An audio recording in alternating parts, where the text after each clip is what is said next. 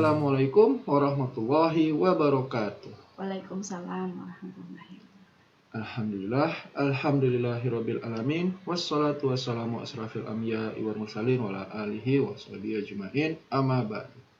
Bertemu kembali bersama saya Devi Abu Ghazi dan Hani Umul Ghazi dalam agenda Parenting Islami Mak Super.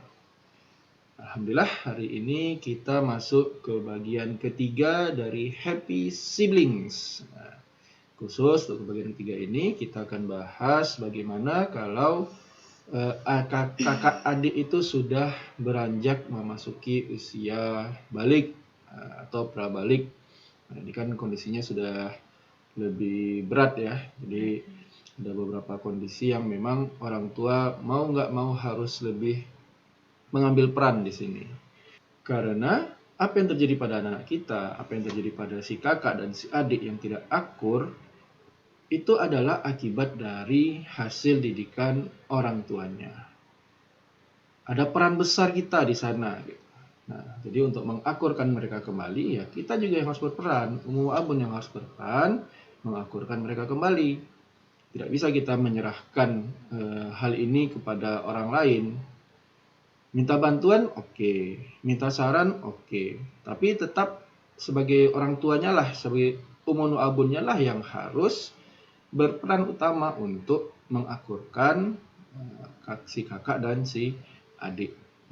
Atas kesalahan-kesalahan tersebut, maka orang tua wajib meminta maaf kepada anak. Kenapa happy sibling? Kita bahasnya happy sibling, tapi kok orang tua yang harus minta maaf? Karena happy sibling itu anak bisa bahagia itu karena mendapatkan curahan kasih sayang yang cukup dari orang tua. Dia bisa merasa bahagia karena sama-sama mendapatkan kasih sayang yang cukup dari orang tua. Jadi, ketika anak mulai marah-marah, apalagi yang sudah beranjak ABG, sudah beranjak dewasa, itu kemungkinan ada porsi yang tidak terpenuhi dari orang tua. Disitulah salah satu celahnya yang harus kita tutup dengan cara meminta maaf pada anak. Mungkin selama ini kita kurang adil ngasih rasa sayang kepada anak-anak atau ada yang terabaikan. Seperti karena dia sudah besar, kita lebih ke anak-anak, apa-apa dia disuruh ngalah gitu segala macam. Mungkin dia merasa tidak diperlakukan secara adil sehingga si anak kesel sama saudara kandungnya karena dia lebih disayang kayaknya.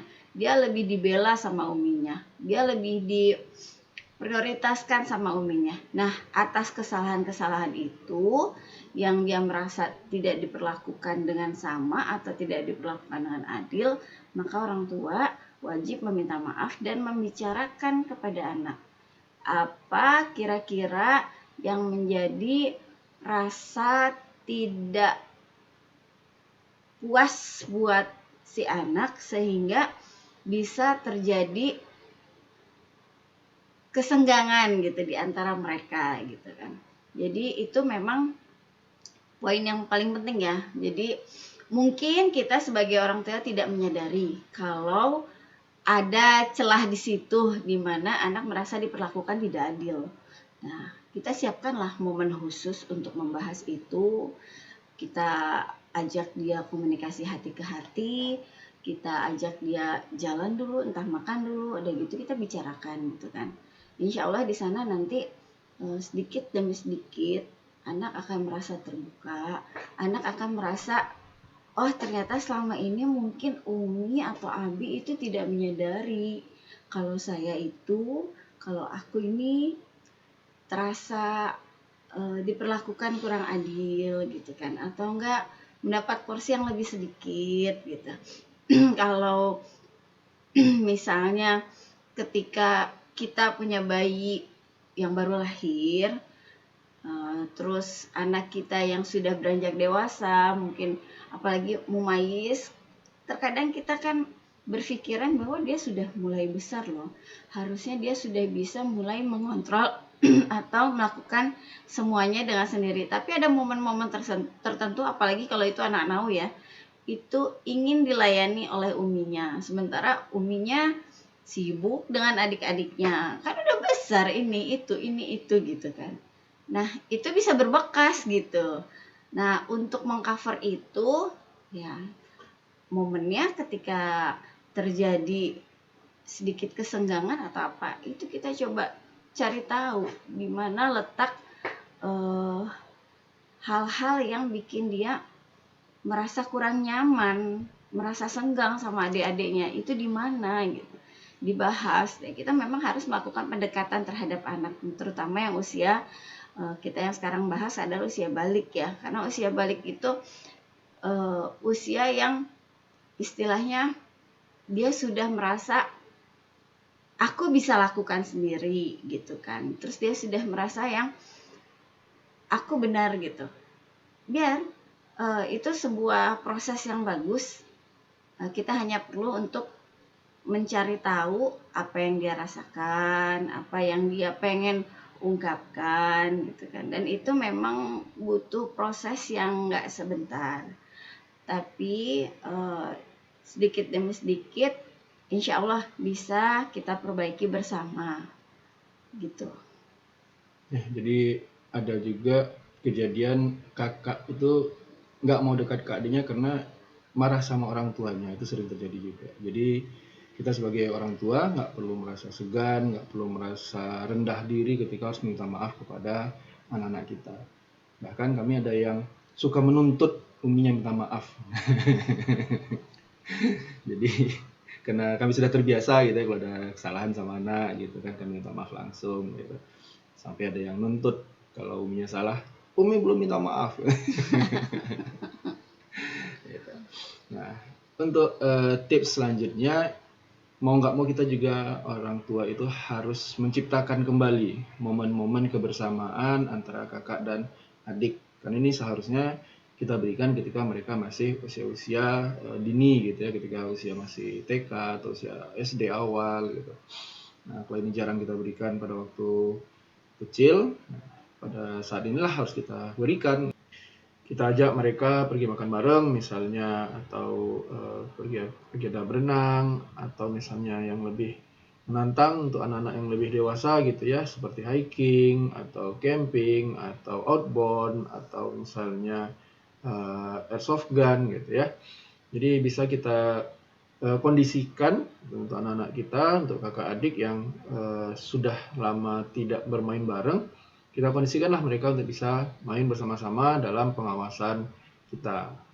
Poin yang terakhir adakan aktivitas antara mereka untuk bermain berdua saja. Di sini Umi dan Abi tidak berada di antara mereka. Jadi mereka berdua saling menjaga, pergi bersama, melakukan kegiatan bersama. Bisa jadi jalan bareng ke toko buku gitu kan, pergi makan berdua aja gitu, mungkin nongkrong di kafe, ngobrol berdua aja gitu kan. Bisa juga mereka pergi jalan ke masjid, ikut kajian gitu kan, bisa. Yang penting ada aktivitas mereka berdua yang hanya mereka saja melakukan kesenangan bersama, saling menjaga. Jadi mereka bisa saling terbuka karena akan tercipta kedekatan, keintiman, saling menjaga, saling berbagi di situ. Sehingga kedepannya mereka akan merasa lebih dekat, bisa lebih percaya, bisa lebih cerita gitu kan. Nah, lama-lama akan terkikis rasa yang saling iri dengki di antara satu yang lainnya, saling cemburu. Itu lama-lama akan terkikis, berubah menjadi rasa sayang, rasa senang. Udah gitu akan ada binar-binar kebahagiaan di antara mereka berdua. Jadi luar biasa ya kalau mereka punya kesempatan untuk ngobrol bareng, untuk saling bertukar pikiran atau saling mencurahkan perasaan. Apapun itu, misalnya tentang sahabat mereka atau ada orang yang mereka suka gitu kan. Ini akan semakin menguatkan ikatan di antara mereka. Demikian tips yang bisa kami berikan, sharing dari hasil pengalaman kami. Ikuti terus Parenting Islami bersama Emak Super. Tolong di like, subscribe, and comment sehingga kita bisa posting, sharing tips-tips selanjutnya terkait problematika dalam parenting. Boleh kasih saran, kasih masukan via Japri bisa, via WhatsApp, bisa juga via komen, ataupun dengan cara yang lainnya. Insya Allah nanti kita akan mencoba untuk berbagi pengalaman hidup dalam keluarga kami. Sampai jumpa di video-video berikutnya. Assalamualaikum warahmatullahi wabarakatuh. Waalaikumsalam.